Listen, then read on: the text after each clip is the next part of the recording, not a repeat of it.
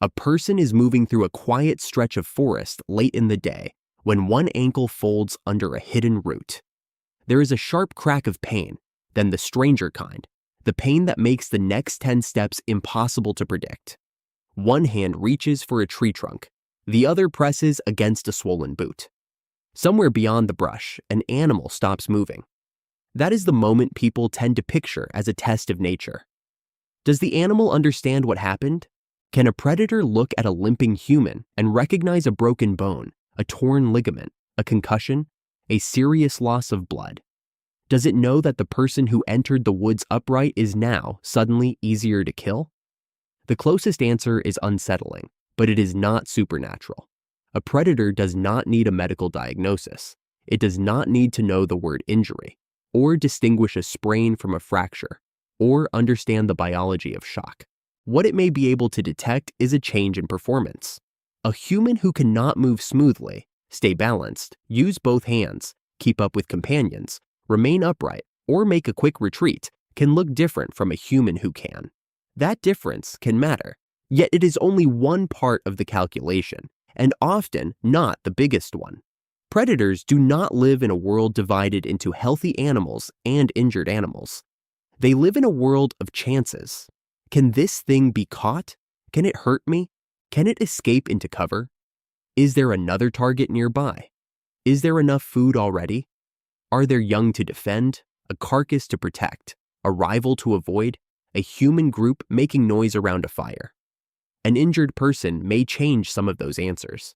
They do not automatically become prey. The word know is doing a lot of work in this question. Humans know an injury through stories, scans, symptoms, and anatomy. We can look at a swollen knee and imagine ligaments. We can hear slurred speech and worry about the brain. A cougar, a wolf, a crocodile, or a bear is not reading that kind of evidence. Each is sampling the world through its own senses, its own hunting style, and its own willingness to take risks. For a predator, vulnerability is usually visible before it is explainable. Picture a herd of deer moving through knee-high grass. Most bodies rise and fall in a loose rhythm. Hooves land, shoulders dip, heads lift, legs gather and extend. One animal hesitates. It drifts toward the edge. It turns later than the others. It loses ground after the first burst of speed. A hunting predator does not need a label for any of that.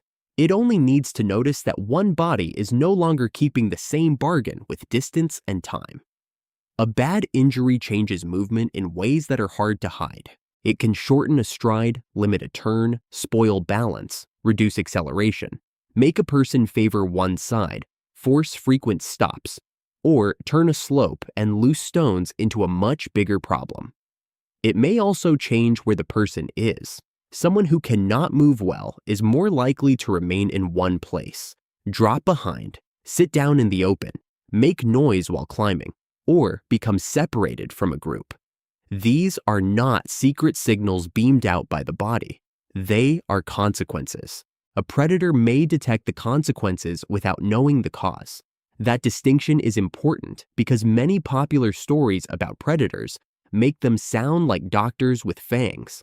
A shark smells a drop of blood from miles away. A wolf senses fear. A lion can tell who is dying. Real animal behavior is more precise and more interesting than that. Smell can provide information, but it is not a universal injury detector. An open wound may add the odor of blood. Infection, vomit, urine, feces, sweat, or carrion on clothing can create other scent cues. Wind, humidity, vegetation, distance, and the animal's own sensory abilities determine whether any of those cues are available and useful. A closed fracture beneath clothing may offer no obvious smell at all. A serious internal injury can be nearly invisible to an animal nearby. The idea that every damaged body broadcasts a clear chemical announcement is mostly a human fantasy about animal noses. Vision is often more decisive, especially once a predator is close enough to judge movement. In many predator-prey encounters, the chase is not merely a race. It is a moving test. Speed matters, turning matters, Acceleration matters. The ability to change direction without falling matters. One small mistake can alter the distance between a predator and its target, and that distance can decide the encounter. Some prey animals appear to understand this from the other side of the relationship. Deer sometimes perform conspicuous high-stepping movements when they have detected a potential predator. Researchers studying Colombian black-tailed deer have described an alarm walk that may advertise both awareness and physical ability. The animal is not simply leaving. Its gait can communicate something closer to, "I see you, and I am not the easy one." That is not proof that every predator watches every gait like a sports scout. Animal behavior is never that tidy, but the larger principle is solid.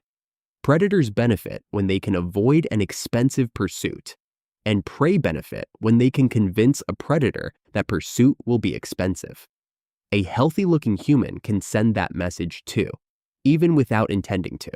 A person standing tall, moving deliberately, staying close to others, using their hands confidently, or making coordinated noise is not merely a body of a certain size. They are a difficult-looking problem. For an animal that can be injured during a hunt, difficulty has value. This is one reason the phrase weak prey can be misleading. Weakness is not a moral category, and it is not a single physical trait. An animal can be large but isolated, fast but cornered, strong but exhausted, small but surrounded by adults.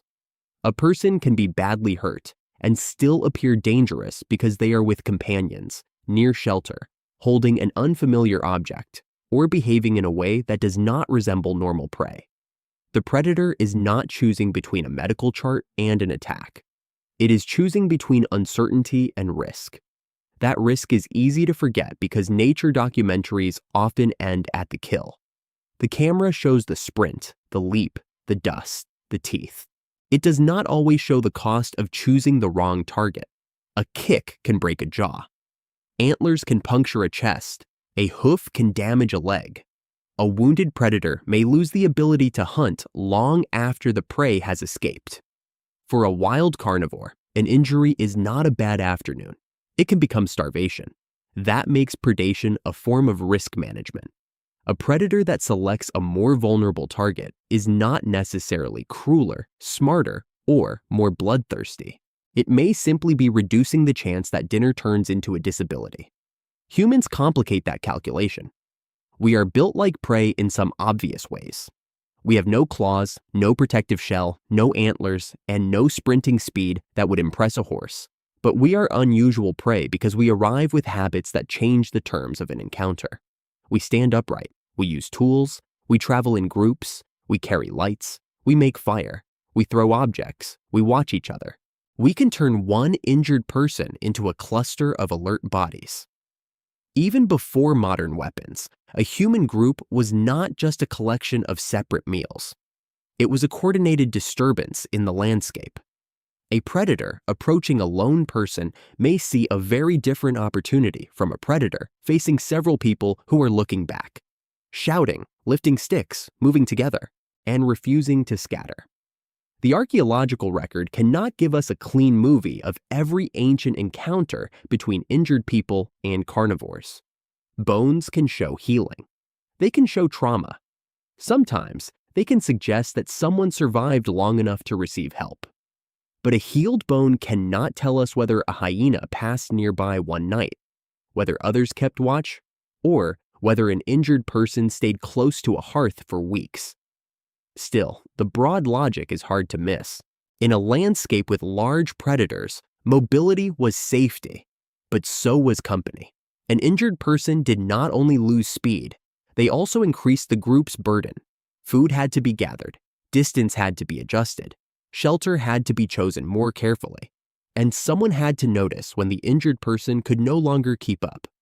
Care was not sentimental decoration on prehistoric life. In many situations, it was part of survival.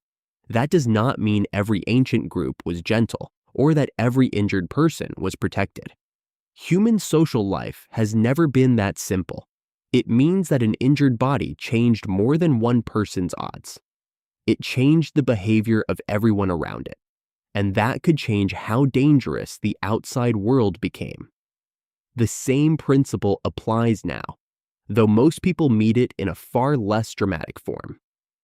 Watch a crowd on a sidewalk. A person with an uneven gait receives attention long before anyone knows why they are limping. A cyclist notices a wobble. A coach sees a player favor one leg.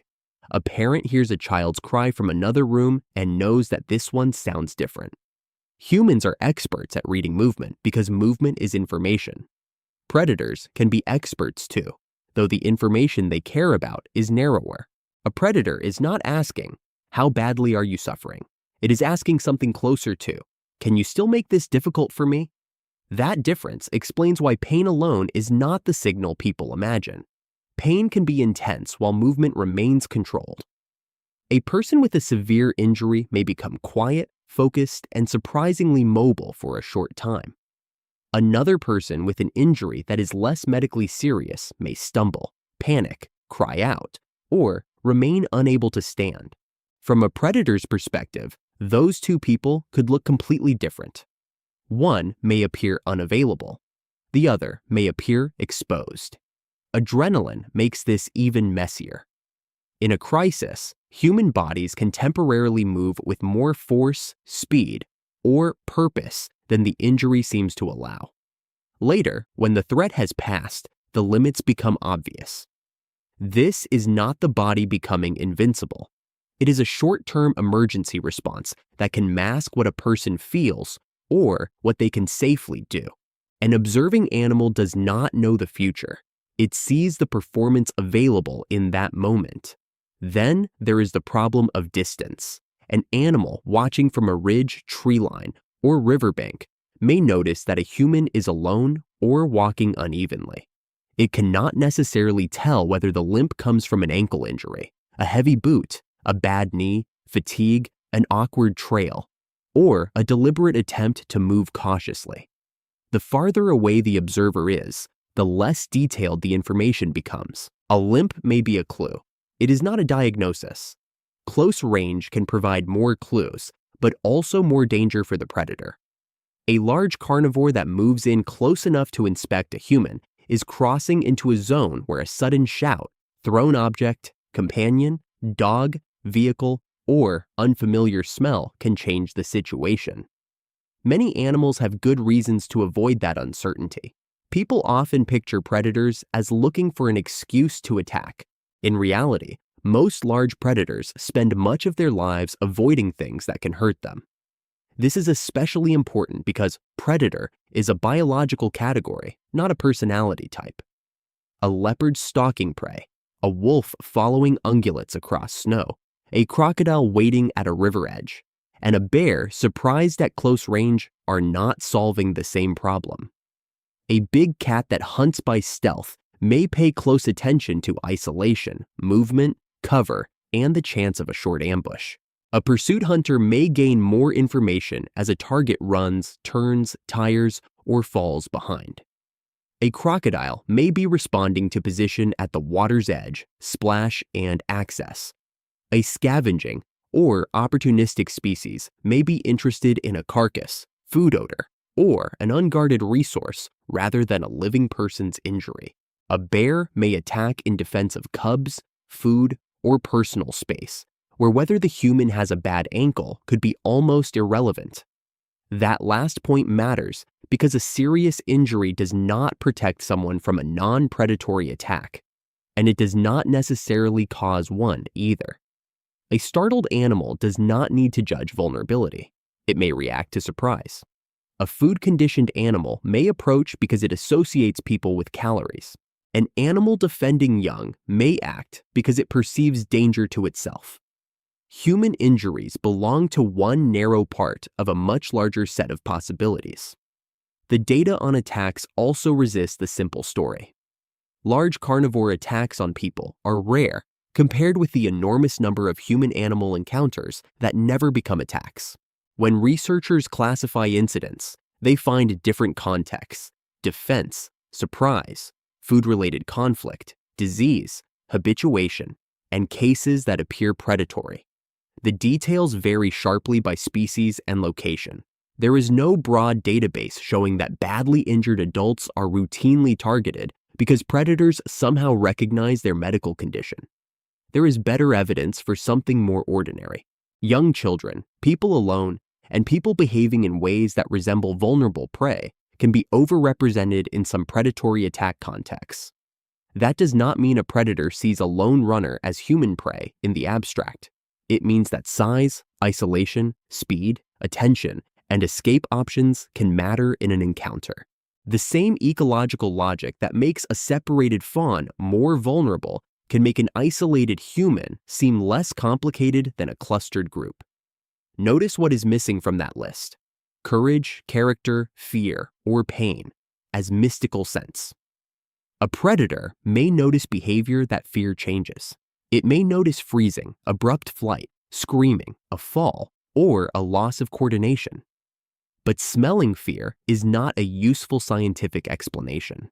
Fear is not one substance drifting through the woods like perfume. It is a shifting set of bodily and behavioral changes, some visible, some audible, some chemical, many irrelevant at any distance. The strongest cue can be the simplest one: a body failing to do what other bodies nearby are doing. In a herd, that body is obvious because comparison is easy. 10 animals run, one cannot. A flock turns, one remains on the ground. A school of fish changes direction, one is delayed. Humans are often less visually standardized. We wear clothing, carry objects, walk on trails, stop to look at phones, travel on wheels, and move through landscapes built for us. That can make us harder to read as prey, not easier. But an injury can strip away some of that complexity. The person drops a backpack. They kneel in open ground. They crawl. They cannot climb out of a ditch. They remain behind after everyone else passes. Those are changes in what ecologists call vulnerability, the practical chance of being captured or harmed in a given setting. Vulnerability is never contained inside the body. It belongs to the body plus the terrain, weather, visibility, companions, predator species, available cover, and the predator's own condition. A limping person on a bright paved trail beside friends is not the same ecological situation as a limping person alone beside deep brush at dusk. The injury may be identical. The risk calculation is not. That is why the answer to this question cannot be a dramatic yes or a comforting no. Yes, an injury can create detectable signs that some predators may use. No, predators do not possess a special awareness of human medical severity. And no, an injured person is not automatically transformed into prey. The animal's experience may be more like reading a sentence with several words missing. It sees the person stumble. It hears irregular movement. It catches a smell carried by the wind. It notices that no one else is nearby. It may be hungry. It may also be injured itself, cautious, full, distracted, inexperienced, or deeply afraid of humans. The final decision emerges from all of that, not from a single cue. Predators are also individuals. One animal may be bold around people. Another may disappear at the sound of a zipper. A young carnivore may investigate something an older animal has learned to avoid. A parent feeding offspring may take risks that a solitary adult will not. A predator with an old injury may avoid a chase it would once have attempted. The animal doing the assessing has a body and a history too. That symmetry is easy to lose when we put ourselves at the center of the story. We imagine the injured human as the only vulnerable creature in the scene. But the predator may be missing teeth, nursing young, exhausted, carrying parasites, avoiding a larger rival, or one bad kick away from starvation. The encounter is not a courtroom deciding who is weaker. It is two organisms trying to avoid a catastrophic mistake. This is why healthy prey sometimes advertise their condition. Gazelles stot. Birds sing during pursuit. Deer hold themselves in a way that can signal alertness and athletic control. The message, when it works, is not "I am brave." It is, "You will waste energy on me, and you may fail." A severe injury makes that message harder to deliver. A person who cannot stand, cannot move away from a visible threat, or cannot coordinate with others has lost some of the ways a body communicates capability. That is the grim biological kernel inside the title.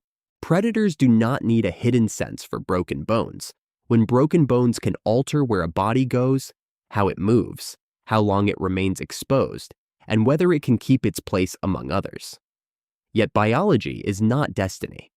A person can have an invisible life-threatening injury and still look outwardly normal. A person can have a dramatic visible injury and remain surrounded by help, shelter, noise, and protection. A predator can observe obvious vulnerability and still leave. In fact, leaving is usually what happens. The forest is full of animals choosing not to take chances. There is another reason this question lingers in the human mind. It touches an old fear that illness or injury does not merely hurt, it demotes us. It changes how the rest of the world sees us. In modern life, a cast, a crutch, a scar, or a slow gait can make people feel exposed, even in a crowded city. Deep down, the fear is not only about teeth in the dark. It is about losing the ability to move through the world without needing anyone. For most of human history, needing anyone was not a failure. It was a fact.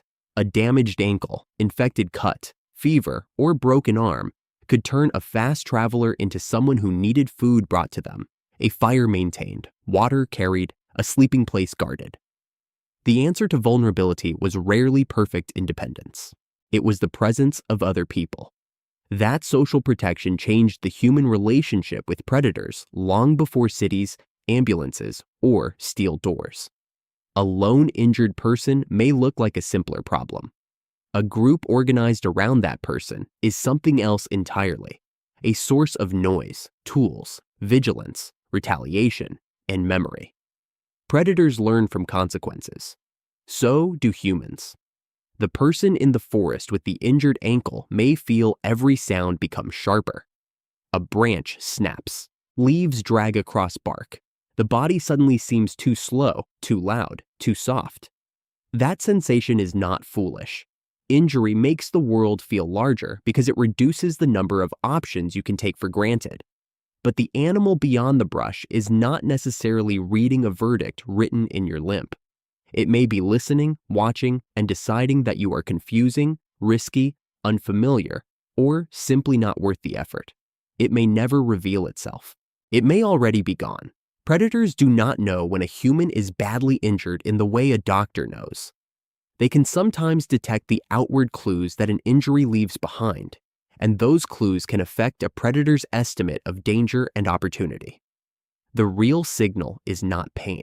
It is performance, the distance you cannot cover, the balance you cannot recover, the group you cannot keep up with, the movement you cannot convincingly make. And that is why the oldest defense against vulnerability was never the fantasy of becoming invisible to the wild. It was being seen by someone on your side.